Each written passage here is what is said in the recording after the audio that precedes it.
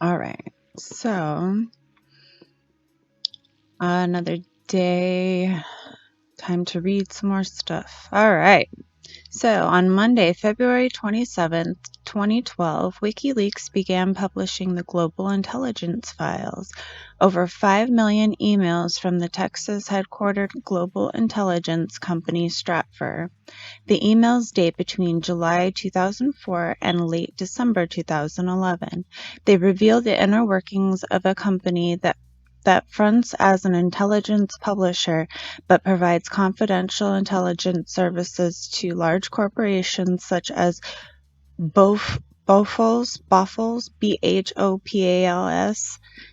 or PAL, I guess, and then Dow Chemical Company, Lockheed Martin, Northrop Grumman, Raytheon, and government agencies, including the U.S. Department of Homeland Security, the U.S. Marines, and the U.S. Defense Intelligence Agency.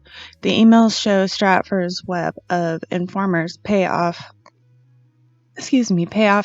structure, payment laundering techniques, and psychological methods. So G3B3, U.S. China Econ GV, U.S. Senate to move next week on China bill, released on 2012 on October 16th at 5 p.m. General Mountain Time. I believe that's what that means. Anyway, I'm not going to read the specifics, but the date from the email is 9/27/2011. Okay, so we're going to go boop, boop, boop, boop, boop, because I don't want to keep that up there. U.S. Senate to move next week on China bill. It won't go anywhere, although I wish it would, as it might make the exchange rate a little more bloody tolerable for me, Chris.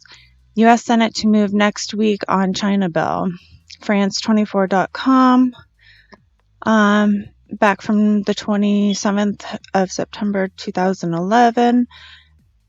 The Associated Free Press. The U.S. Senate will move forward next week with a bill to punish China over its alleged currency manipulation.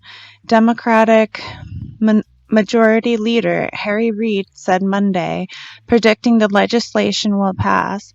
China trade is a jobs bill that's been long overdue. It's a bipartisan bill, and I feel very comfortable we're going to pass it, Reid told reporters at a press conference using shorthand for the proposal. Reid said that next week, the Democratic-led chamber will start our work on trade matters, including the legislation on China's currency, though it was unclear when the bill would come to a final vote. The measure aims to make it harder for the U.S. Treasury Department to avoid labeling Beijing a currency cheat, triggering various sanctions, while making it easier for U.S. companies to seek retaliatory tariffs on Chinese goods. Senators unveiled the bill last week amid deep anger at stubbornly high U.S. unemployment of over 9%, with the sour economy the top issue on the voters' minds as the race to November 2012 elections heated up. But its fate is unclear. The White House opposes it, and Republican leaders in the House of Representatives have no plans to bring similar measures to votes in that chamber, according to leadership aide. The bill, which has support from several key Democrats and Republicans, would empower U.S. businesses and, in some cases, labor unions to trigger a U.S. Commerce Department investigation into alleged currency manipulation. It also rewrites the law to make it harder for the U.S. Treasury Department to stop short of declaring China a currency manipulator, and makes manipulation punishable with countervailing duties on the offending country's goods. And the bill aims to restrict the White House's ability to waive the resulting sanctions, notably by requiring reports to Congress detailing how the adverse of taking action outweigh the benefits. An army of 51 U.S. industry groups this week stepped up efforts to block such legislation, warning in a letter to senators that it could spark a counterproductive trade war. But a study released this week by the Left of Center Economic Policy Institute found that the U.S. trade deficit with China has eliminated or displaced nearly 2.8 million jobs since 2001. And U.S. lawmakers have increasingly criticized Beijing on other economic issues, including rampant intellectual property theft like pirated movies and indigenous innovation policies that favor Chinese businesses.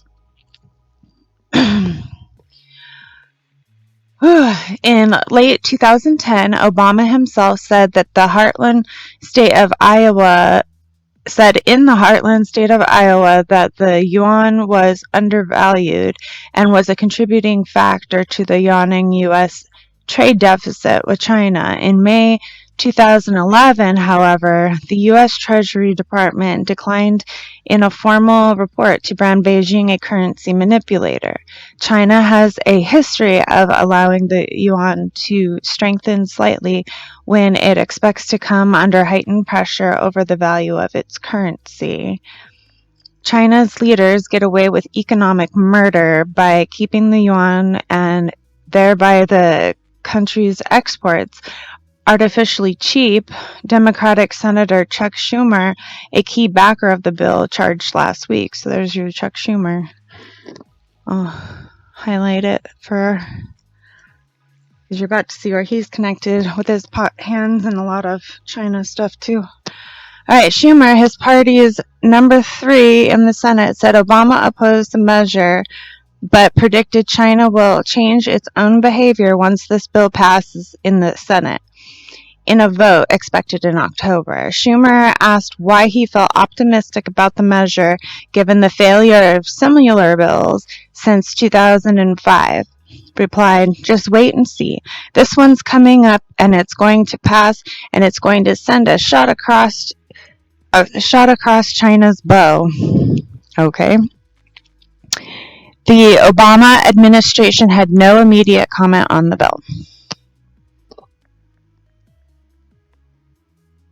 I'm not going to put who said that, but you can off of this information right here, and I will include it. I'm copying the link literally right now, and I'm doing this because there's just so much